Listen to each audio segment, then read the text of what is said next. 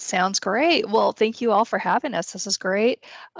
We developed this presentation a while back. It was for, if anybody knows Mark Rackley down in Branson, we kind of pandered to him a little bit when we used our Saved Our Bacon presentation because he's all about the bacon. But we have we started learning Power Automate a couple years ago when they said, hey, there's no longer going to be SharePoint Designer 2010. And it's like, okay, I guess we've got to get moved over.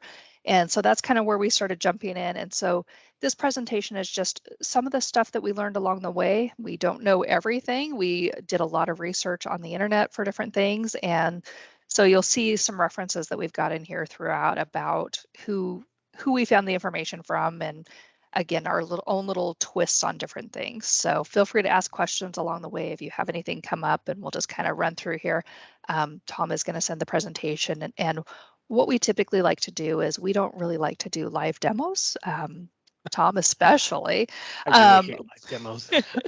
But what we prefer to do is put all of the notes and the links and everything in the presentation so that you guys have access to it to go back to, and you can just kind of copy and paste some of the scripts that are in there. So, and we are not developers. We are pretty much power users. We're the admins on it, but we don't do a lot of coding. So it's pretty straightforward for anybody. So a little bit about myself, and then I'll turn it over to Tom. I've been in the IT realm for 10 to 15 years. Before I was in HR for about 20 years. So I kind of had some different roles there. I've spoken at several different conferences, and I just recently moved out of my SharePoint role. So I'm kind of transitioning a little bit. Tom's not happy that I've left his team, but I'm doing some more strategy kind of things. So Tom, I'll let you take it from there. Thank you. Unlike Sandra, I've been doing IT like my entire freaking life. A lot of it within the collaboration realm. If I go back to like the late 90s, I was doing Lotus Notes stuff at that point. And when our company decided to move into the SharePoint stack, I ended up making that shift along the way. So a lot of years of collaboration experience in there with developing, applications, databases, whatever you want to call them, for the different users. And yeah, I used to work directly with Sandra, and then Sandra bailed on me. So now I'm having to work without Sandra, which sucks, but hey. So kind of to set this up, one of the things we wanted to do is, we kind of base this on breakfast. So sorry if anybody gets hungry. I know it's before lunchtime. So, well, actually, I guess it's lunchtime. It's lunchtime for most everybody in our time zone. That's true. Okay. So hopefully you've got lunch in front of you. One of the things we needed to make sure is that we've got kind of things in order as we start setting up our Power Automate. We kind of learned from trial and error and from other people at different conferences we attended was setting up a service account was really great for us because we didn't want to have a situation where one of us left the team or left the company, as it would be, and our password would expire, or hey, flows would quit running after that person left. So we reached out to our IT department. We had them create us a service account, and that's what we use for all of the flows that we develop. We do have citizen developers within the company, so they can create their own flows, and when they leave, some of them do break, and we keep an eye on that. So this is a really important thing for you to do if you're creating workflows for other people, that if you ever plan on leaving, you need to make sure that they will still continue going on. And we try to make sure we let people know that, hey, if you're developing a workflow that's going to live on forever, reach out to us, because we can go in, add our service account to it, and then we will make sure that that service account is the connection that's running all your actions. So it doesn't matter whether or not you're working here any longer, we will still continue to have this run. So yeah, we typically have them make us a co-owner so that we can definitely get back in there even after they leave the company, if it's a business critical flow. If it's just, hey, put this thing in my OneDrive when I get an email, then they can do whatever they need to there. So the other thing that we decided to do is, because there were multiple people creating workflows in there between Tom and I, and we're creating those flows for different folks, what we did in our flow details is we kind of set it up so that we knew exactly where the flow was running off of, like which system, and who had developed it, when, what its purpose was. So we actually go in when we look at our details, we go ahead and edit this and we say it's from this site, it's for this list, and here's the action that I'm going to perform. We also put in the description who the business contact was, because Tom does something and I don't know who that's for, or I do something and he needs to reach out to that person. I'm on PTO. This was a good way for us to know who that person is that we're working with. The other thing that we always make sure we do, so this is kind of governance. I always hate the word governance because it's kind of boring, but yeah, and Patsy put in there, yeah, even if you don't plan on leaving, use a service account, definitely. So one of the things we would like to do too is we like to rename our actions or steps throughout the process. So again, if Tom has to support something while I'm out, he can easily see what's going on. So we'll use the renaming the action. So this one here, when an item is created, I know that there's a trigger condition on it. We also put some notes in here that, as long as the priority is set equal to high on that trigger condition, here's what's going to happen. I tend to always leave the name of the action as part of the name. I don't just say send email to submitter or update email sent. I like to have that full description there, that this is a send an HTTP call, update the email. It works best for me, so I know, like, hey, if I need to reuse that action in a different workflow, what's it actually going to do? So that's kind of why I do that. And by renaming all the steps, it's fairly easy. And because Sandra and I have worked together for so long, we kind of know how each of us works. But when the entire flow is collapsed, it's real easy to go, okay, she's doing this, she's doing this, she's doing this thing. Okay, fine, I understand, without having to expand out each action to try to figure out what it was she was trying to do in there. So that's why the renaming works really well for us. Yeah. So that's kind of our housekeeping piece, kind of getting things set up for us to go forward. Now we're going to talk about each of our items. So we've got our beverages. So one of the tricky things that we found for us is we had a situation when we would go and update fields. For some reason, and I don't know if this happens to other people, is if you are doing an update a field on a single line item or a single text field, if we didn't re-put in what was already in that field, it would overwrite it when we would actually update the item. So we found this process, and our chef was Tom Ria. And so if you are interested, there's a link here at the bottom that'll tell you how to do this as well. And this is actually updating a single item in the flow, in the form itself, in the list form. This looks really complicated. Again, we are not programmers. I stole this from somebody else's site, and that's who I took it from. All you have to do is do the send a HTTP request. You put in the site address, and this is the site address, not the list itself. You post an information right to that item. This is where you do just a little bit of tricky stuff. You indicate what the list name is, and then the ID field. You just do this validate. So these are the only fields that you have to update, or where it has the yellow highlighting. And then down here, you just indicate which field you want to actually update and what that new field value is going to be. This is for a single field entry. If you want to do multiple, you just put a comma here and then add another little thing between the brackets. This again is oh, go ahead. Go ahead. I was going to say, keep in mind when you're doing the field name is the internal field name. So for instance, if you would put your field name as email space sent space to space approver, the internal one's going to be email x underscore 0020 underscore. That's the version of the field you're going to want to get, which if you go out and look at that field in the list settings and call up that column, if you look in the URL, you'll see the internal field name right up at the end of the URL. That's the one you're going to want to copy to be able to do this with. Yep, good point. Okay, potatoes, keeping things running smoothly. So again, we know that people leave the company. We know we have our citizen developers that are allowed to create their own stuff. And when they leave, we want to know about it before the people come to us and do some information. Or if they have a flow that is running thousands of items and it's erroring out on a constant basis, actually, that's my next screen. Sorry. Yeah, I jumped ahead. I was like, error handling. I know what we do here. No, one of the things actually in the Power Automate flow that we did If you have a flow running and it errors out, you'll get like a report like the next day or something like that, or later in the afternoon, or once a day that says, hey, there's a problem that your workflow failed. Or in our instance, because we're using a service account, we don't monitor that email inbox. So we don't necessarily know when something errored out. So what we ended up doing is actually in all of our workflows that we have, we add some error handling to the bottom. And so what we do is we use the action of post a message on failure. And we actually have a Teams workspace just called our SharePoint team, and we have a channel called Power Automate Flow Failures.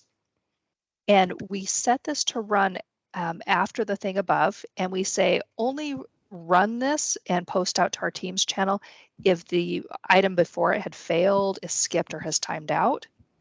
And we indicate which workflow it was, and we don't want to have to type in the name of the workflow on all of these. So you can put some coding in here with an expression that just says, give us the workflow display name, and put that in the message that's going to go into our Teams area. The full path will give you the ID of the item that failed out so that you can easily go back to your list and look at that list and say, oh, here's what ID that's from. And then again, you just post this message. One of the things you also have to do is make sure that you do a terminate on failure. The reason for this is if you don't do this terminate on failure, once it posts out to your Teams workspace, it'll say success. And if you go back to the list of things that errored out or your workflow log, you won't see that something failed out, and it'll be hard to find the ones that are failed. So the other thing that we do is we do go out. This is where we are actually monitoring this stuff.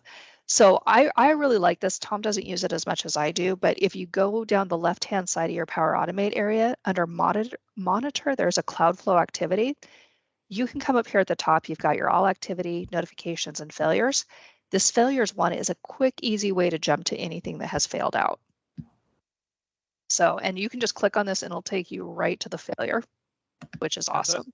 The combination of what she just showed you, probably of anything that we've done in Power Automate, that has been the biggest game changer for us, because if you were used to doing SharePoint Designer workflows, a lot of times somebody would call you and say, hey, my workflow isn't running. When did this start? I'm not sure.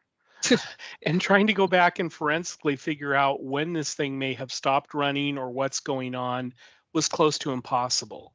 Using this techniques, we find out exactly whenever anything cancels, and we see it at the instant that it cancels. So we can stay on top of things, and we find out really quickly we have to step in and do some cleanup and stuff like that. This is probably the one thing in this presentation, in my estimation, that I'm like, yeah, if you do nothing else and take nothing else away from this, consider setting this kind of stuff up for your Power Automate flows. Yeah, I'll show you just really quick. Live demo, Tom. This is kind of what it looks like. So we can easily see what's going on. And each of us takes turns kind of monitoring this and replying and making sure that we're taking care of all the stuff that's in there. So again, it's a great option for us.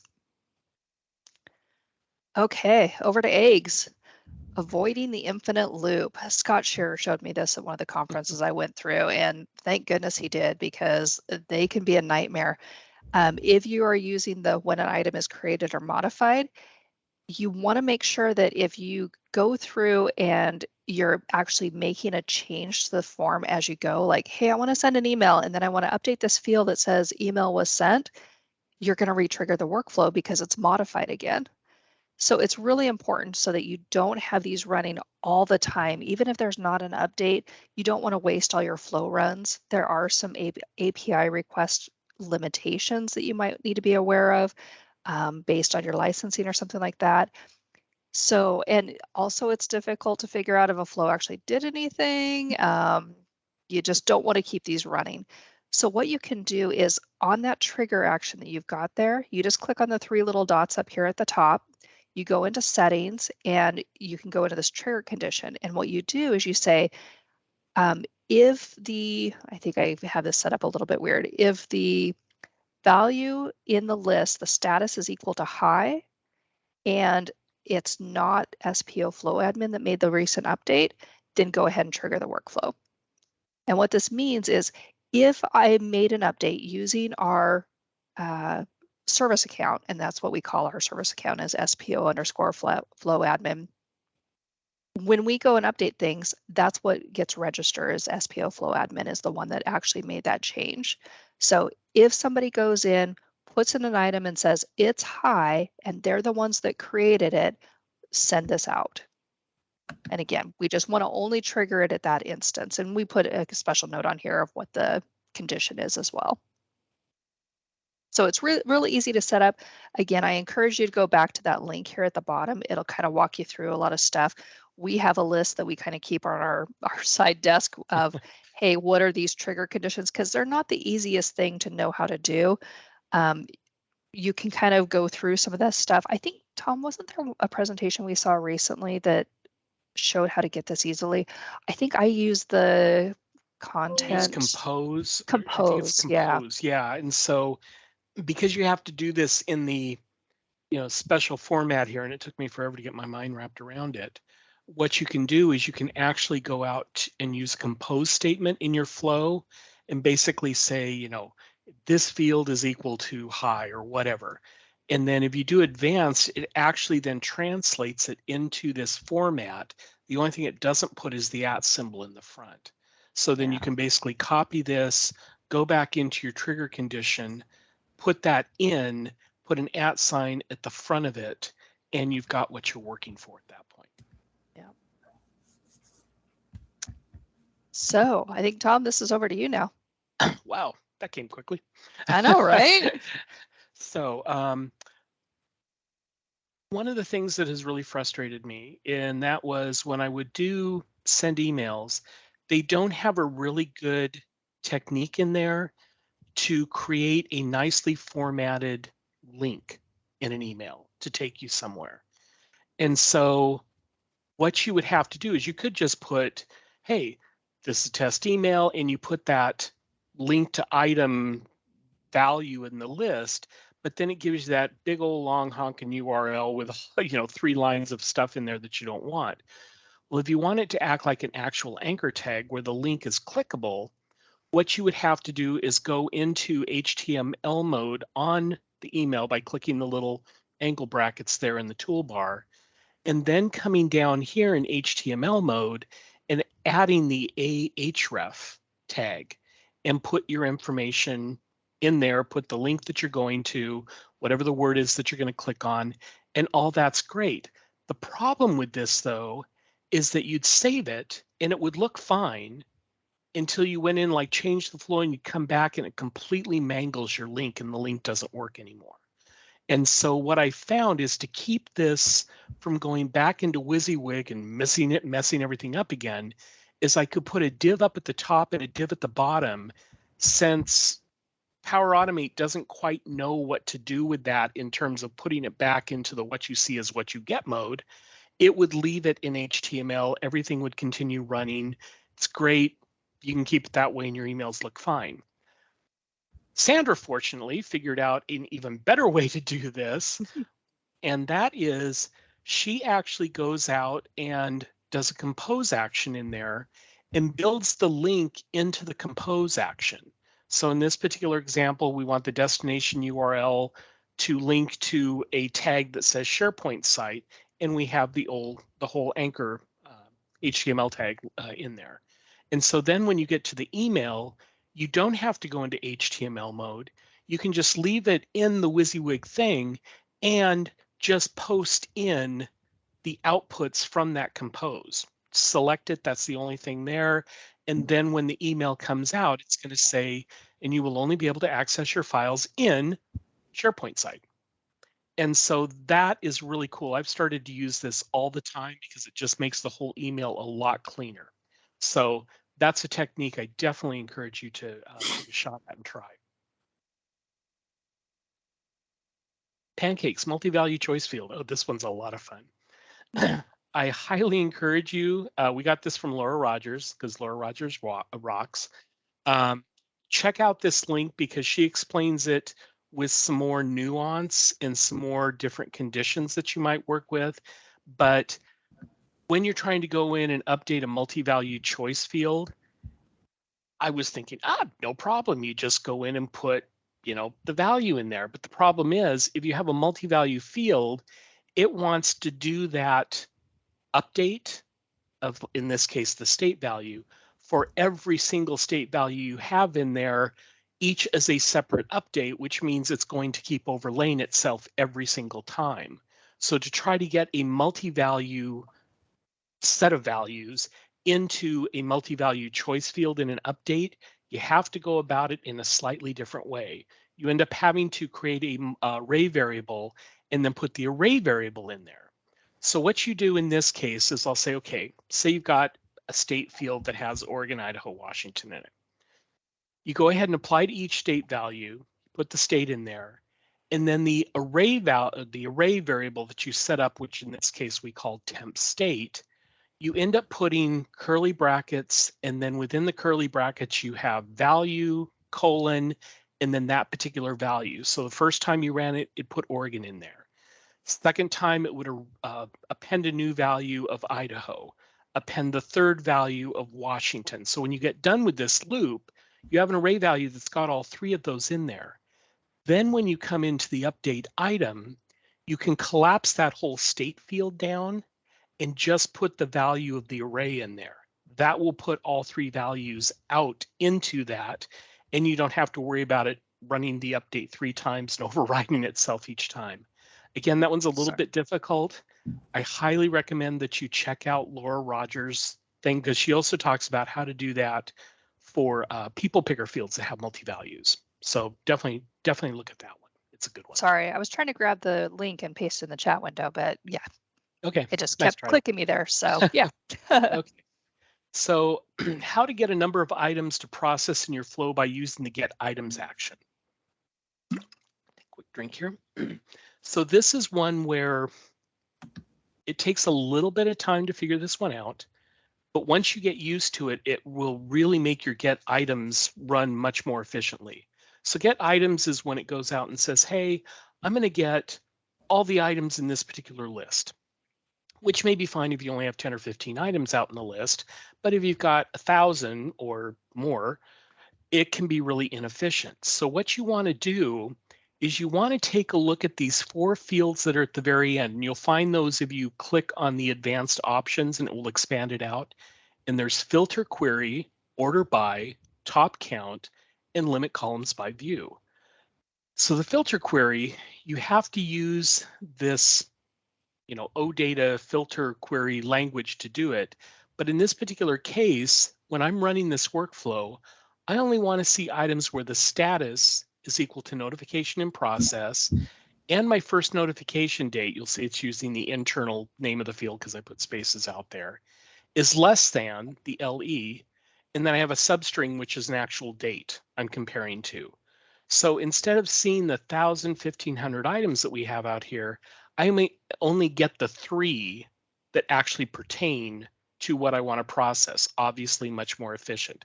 And the link that you'll see in the prior slide when you go out and look at the PDF, it will give you a listing and explain how you can write these filter queries correctly. Down here, the ION block, common OData filters for Microsoft Flow. Definitely a good one to check out for this. Then, sorry. I want to go back to the other thing. Order by. I used to say order by, you can sort the results, like in this case, title ascending, date descending. I used to think, I don't know what this is for. This actually helps if you're looking at a really large list and you want to find all your items that, are sorting up to the top of the list or something like that. It can just help find the things a lot faster if you can sort it to where the things that you're looking for would tend to appear higher up in the list. The top count, this is a lie. It says default equals all, default doesn't equal all, default equals 100. And we've both been bit by that really badly when we were trying to get something to run. We kept wondering why it was only pulling the first 100 items.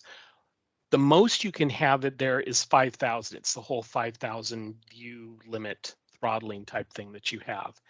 I generally will tend to put 5,000 in there just not to run into the 100, but you're going to have to put something in there if you're using a get item, if you're going to be pulling more than 100 items, because again, default does not equal all. And then limit column by views. This can be a situation where if you have thresholds in the default view, such as, too many lookup fields or stuff like that, say you have like 15 people picker values in your view, well, you're going to hit the lookup value threshold for the number of items you can have in a view. So what you can do is you can put together a view that only shows the fields that you're going to be using in this processing. And when you do that, that means that when you run up against this particular workflow, it's only going to look at the fields that you have in that limit columns by view that you have listed there. Again, it means you can have views that break every threshold, but you can still get to them versus, I can't run this. So keep this one in mind if you're having problems with running a flow and it says, nope, you can't do that because you have too many field X, Y, or Z's in there. This one can allow you to trim it down to what you want. If you have a view that does actually need to hit all 15 of those people picker fields, then you've got a whole different mess on your hands, and you'll probably have to look at maybe doing 2 different workflows to get that to happen. This is the big one here. This is probably where I miss SharePoint Designer the most, because in SharePoint Designer, you were always able to go in and say, hey, remove these people or this group from the permissions and add back in this permission and these people into the permissions. And it was like a single step. It was done. It was awesome. Power Automate does not work that way. There are third-party third-party actions you can buy that kind of encapsulate everything I'm about to show you. I think, what is it? Not Green Plum Sale or some group that like sounds that. right. Yeah. Yeah, but this is how you can go through and you can either restore permissions on a list item, you can break inheritance on a list item, and also how to add individuals and SharePoint permission groups back into an item that may need to have unique permissions. This is something where you're going to want to get the work or get the presentation. You're going to want to copy and paste a lot of this stuff, because I still have to do that when I'm setting these up, because it does get kind of techy, and there's not a clean way to do it just by click, click, click, click, and it's boom, it's done. So if your list item permission or list item already has unique permissions, the first thing you need to do is restore the inheritance. If you don't, your updates are not going to work. So what you end up doing is you'll see a lot of this: send an HTTP request to SharePoint. First one is you go ahead and use this get by title, the name of the list, the item ID of the item that you're working with, and then the action that you're doing is reset role inheritance. So that basically just goes out there and says, hey, for this list item, once I run this and it executes, it's now going to be inheriting the permissions of the list that it's in, and by default, probably up the line to the parent and the whole bit. So this is the first thing that you do if you're going to have to set unique permissions on something. Then you're going to turn right around and break inheritance again, because again, that's how this ends up working. It's the same type of SharePoint call. You get the list name, you get the item number. The action that you're performing is that break role inheritance, and it's got a couple of parameters here: copy role assignments and clear subscopes. Copy role assignments, if you set that to true, it's going to keep a copy of the permissions as they currently are set, because it's inheriting. Much like when you say stop inheriting an item, it takes the snapshot and your permissions at that point in time are exactly the same as what the parent was. I tend to like to go with false, because I want to build the whole thing from scratch. I want to make sure that I know exactly what the permissions are, and that somebody hasn't put something into the parent, which then is getting inherited into everybody else or everything else. I want to make sure I'm putting just the groups and just the people in there that I want. So I usually set copy role inheritance to assignments, and at that point, it's going to be blank except for the service account that's running this, which in our case is the SPO Flow admin.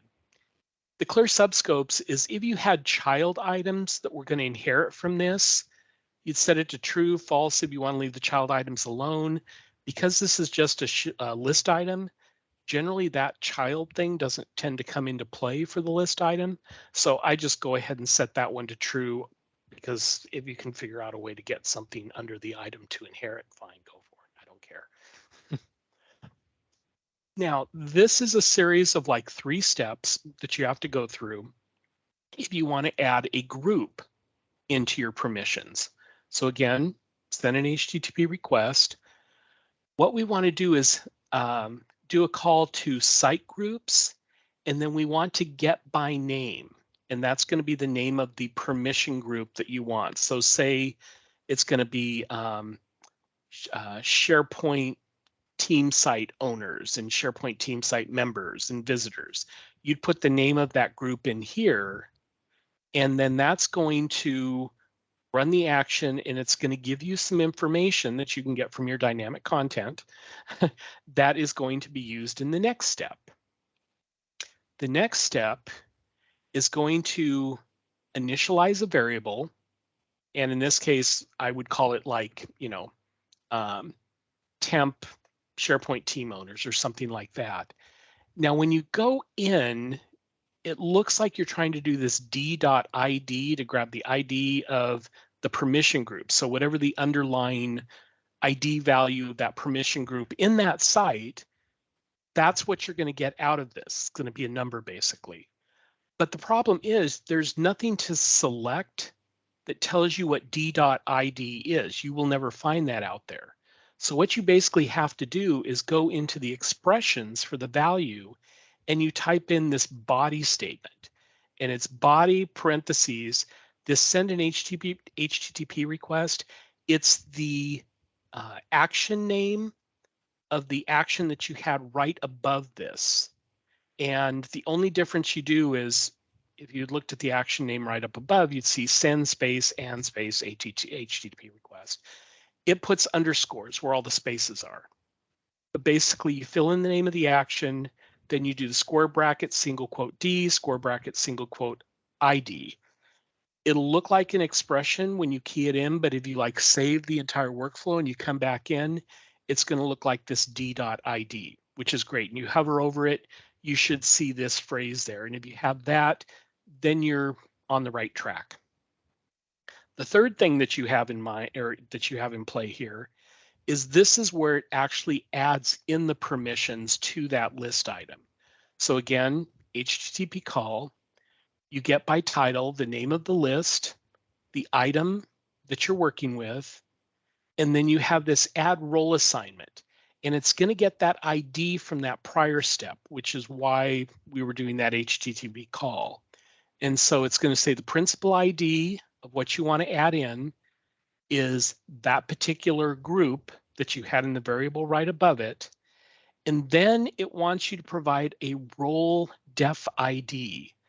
That is a value that basically says this is the ID of the role, such as contribute without delete, contribute, full control, any of those things. I'll show you briefly right after we get done here how you find those and how you can know that you've got the right one. So when you do those 3 steps, that will add in the new group that you want to have in your permissions with whatever the permission assignment is that you wanted to give it. These next 3 slides that we have here are pretty much exactly the same as what we had before, only this time we're going for an employee ID. So again, we go out and we get the person that we want to have permissions. So in this case, it's get by email, and it puts their user email address in there. So after you do this one, then you go out to your variable, and we want to get that d.id thing again. And again, if you look over in the text, the body, send the HTTP request from the action name right above it, and you've got the D and the ID piece there. Put it in the expression field, and that will end up giving you this d.id look when you close it and save it and come back again. So again, this gets you the ID of the person that you're going to be dealing with. And then, much like we did before, we add the role assignment, the principal ID, which was the number that we had right prior to that from the employee, and then the role def ID to say what permission level do you want to give him. So if we're doing a workflow that has like, okay, we want, for a new item, it would be like owners, visitors, members, okay? But for this new item, when we're done, we want the owners to have full access. We don't want the members to have access or the visitors to have access anymore. We just want the person who created it and maybe the person who it's assigned to have permissions. So I would go ahead and break the inheritance. I would make sure to reset the inheritance. I would then break the inheritance again so it's blank. I would add back in the owners group. I would add back in the created by person, and I would add back in the assigned to person. And then at that point, I would have an item that had unique permissions with just that group and those two people associated with it. It's a pain in the butt. It's a lot of work to get through, but that's the only way we have found to be able to do this kind of breaking inheritance within a Power Automate flow. Tom, Now, I'll say one of the things, just to kind of give a use case of when we used something like this, we used to allow our employees to give like 360 feedback. So yeah, feedback on coworkers. So what we wanted to do is that we allowed anybody to submit an item to the list, but as soon as they submitted it, we didn't want anybody to see that. But we wanted their manager to get the information so that they knew what to put in the performance review. So that's why we had to say, okay, all employees can contribute. As soon as they contribute, take away that all employee access, but now grant access back to just the manager of the employee and the owners group. Yep. And our HR department too, I think was the other that we allowed them to be able to see that. But that's why we do something like this. We know that there's an action out there that says like remove access and grant access, but there was no way to specifically say, I want this person to have access. So that's why we do these steps. Another one we had was conflict of interests, where we Yeah. needed anybody to be able to submit one, but once they submitted it, the only person who should be able to see that are the owners of the site and the person who submitted it. So we had to use those kind of things, and it works well. It's laborious to get that within Power Automate. Now, I did mention these role definition values that we have out there, and you're kind of wondering, okay, where do we get those from? What you can do is if you go out and you type in the URL of HTTPS, the name of your site, / and then you've got the API web role definitions, it gives you this big long chunk of XML code that you can then copy and paste into something like Notepad++ or UltraEdit or something that will allow you to format the XML nicely so you can see what's going on. I'm going to show that to you in just a minute. But by default, if you don't change any permissions on your site, the role if you want a full control, this is the role definition ID for full control: design, edit, contribute. Those will always be the same and never change unless somebody goes into your permissions and says, hey, I'm going to change the name of the contribute group to contribute without delete, and I'm going to change the actions, and I'm saving it. Well, all of a sudden, if you go out and say, hey, I want people to have contribute, I'm going to put that role ID out there. The problem is that role ID is now associated with that new contribute without delete because you edited one instead of creating a new one. So whenever I'm doing this, I almost always go out to the site to find out what the real values are in the site, not the default values, assuming nobody has updated them. So over here on the left-hand side, I have all this XML code that I copied from my browser when I typed in that domain site name thing. I think in the next slide, I use something called UltraEdit. And if I paste all this information into UltraEdit, one of the options is you can go up and format an XML file. So it does all the nice indenting and stuff like that. So instead of having just 2 lines that run clear across your screen that you can't read, it allows you to then scroll down through all the XMLs. And if you scroll down, you will see a name label, which says in this case, full control. And right above it, you will see the value of that permission level. So in this case, full control, it ends with 829. If I wanted to look above that, well, I didn't do a big enough screen print for that one, but basically you're going to see full control, contribute, designer, the whole bit. If you had any custom roles you created, you'll see those ones also. And again, you're just looking for that number that you have there, the 107-374-1829, to say, if I want to give somebody full control using this technique, that's the value that I'm going to want to provide. And you can see in this one, it was a default. So. Sure. Yeah. So this is technically the end, but since we have just a couple moments, we have bacon bits, which was the leftovers that we fill if we have enough time. So these are kind of random.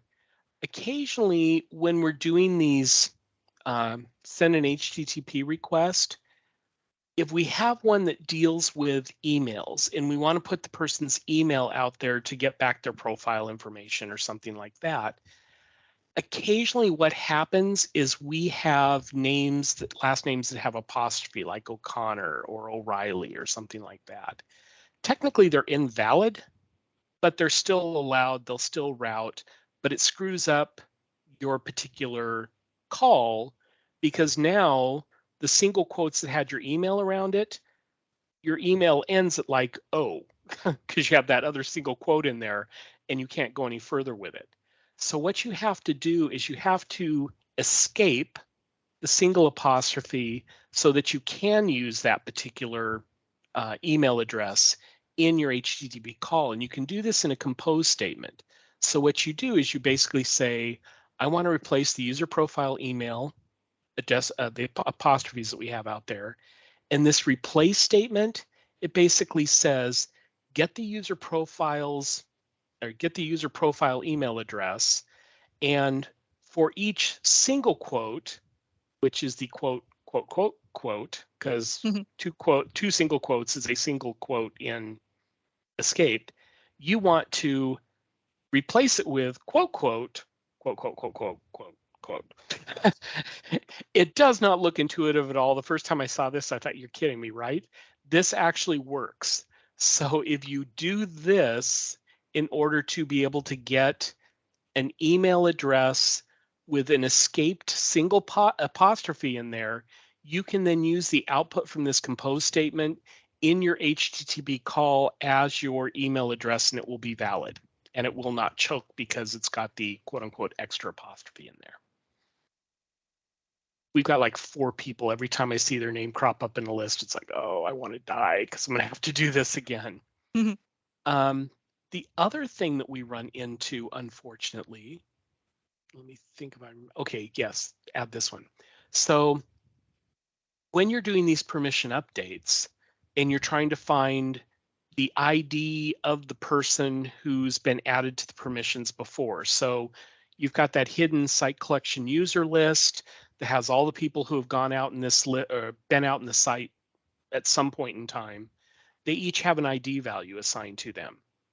Well, if the person has never been in the list, but you want to add them to the permissions, it's problematic because when you go to look up what the ID of the person is in that site, they don't exist. So what we do in some instances where this comes into play is we actually put a permission group out there called, in this case, preload users. Just SharePoint permission group. We really don't make it do anything other than being a collection. And so what we'll do if we have a situation where this occurs is before we go through and start doing their permissions, we'll actually go through, grab this particular site group called preload users. And then what we will do is we will add the person into that preload users group by doing this login name, membership, their particular employee ID at whatever your email address is. What that does is that puts them in that preload users SharePoint permission group in the site, which means they now have an ID value that they can get.